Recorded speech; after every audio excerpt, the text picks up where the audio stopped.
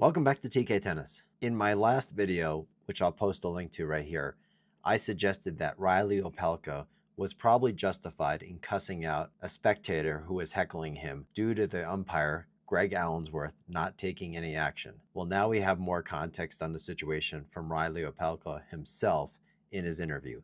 Let's take a listen. Code violation and a point penalty. Tell us what happened. Greg Allensworth is the worst ref in the ATP. Like we were talking about in the locker room, all the players. Literally, it was a coincidence. But like 2 days ago, like, who's definitely like the worst one, worst ump on tour. And it was like, oh, no doubt, Allensworth. Like he's real bad.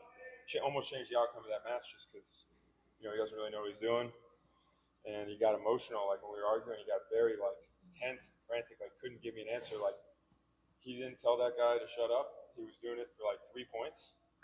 He didn't do his job, so I had to tell him, get out of here. The guy was being quite rude. I'm all for like whatever, but if you want to come here to be an asshole, then I'm going to be one back.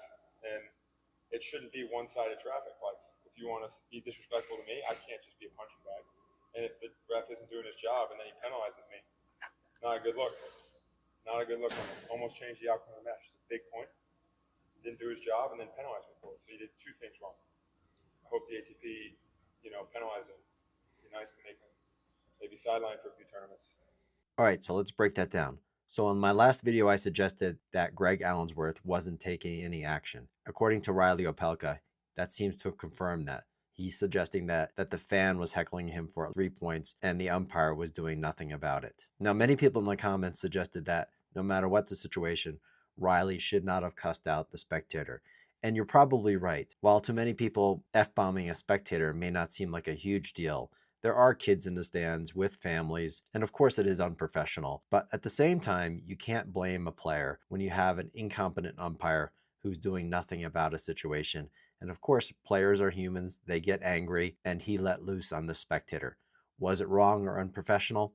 Sure. Was he justified in doing it? Like I said in my first video, if that happened to me, I probably would have reacted in a similar fashion, whether it was right or wrong. And another thing that Reilly mentioned is that Greg Allensworth got emotional during this exchange. Greg Allensworth has a sort of deer in the headlights look in so many situations that where he needs to make a judgment call. He just doesn't seem to be competent and capable of doing this job. And if he's getting emotional on top of it, he's clearly not cut out for this type of career. I also suggested in the last video that the problem was with the ATP for not taking action and allowing umpires that show very poor judgment from continuing to work on the circuit. And that's certainly the case with Greg Allensworth. Now, I don't take any satisfaction in wanting someone to lose their job, but if they're incompetent and incapable of doing their job well, they should be let go. And let's be real about umpiring in tennis. Out of all the professional sports or high-level sports, umpiring in tennis is probably as straightforward and the easiest gig compared to many other sports. You have these constraints in tennis where you have lines, but you have electronic line calling. So line calling is not an issue for you.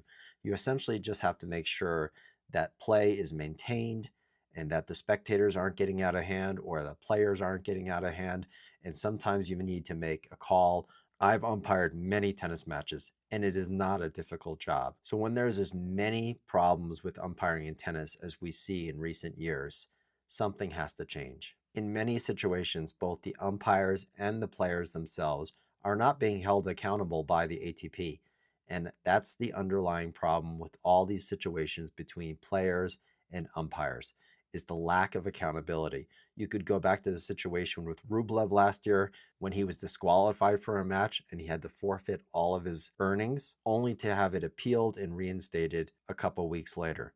That's not holding players or umpires to account. And as long as there's no accountability for both players and umpires, very little is going to change. Thanks for watching, and I'll see you in the next ace.